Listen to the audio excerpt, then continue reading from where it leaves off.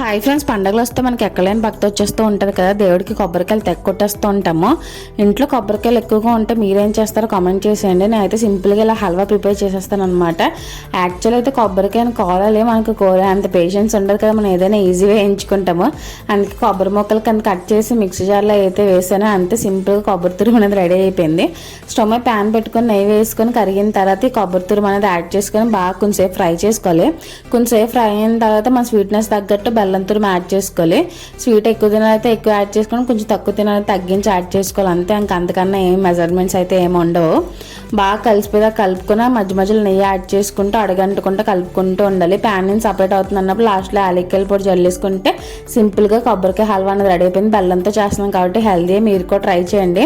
కొబ్బరికాయలు ఊరికే రావు కదా. Please like, share and subscribe to మీకోసం సబ్బే యూట్యూబ్ ఛానల్. ఫాలో అవడం మర్చిపోకండి ఫ్రెండ్స్. ఒక లైక్ కానీ అలా వెళ్ళిపోకుండా మంచి మంచి వీడియోస్తో మేము ముందు కోసం సపోర్ట్ చేయండి ఫ్రెండ్స్.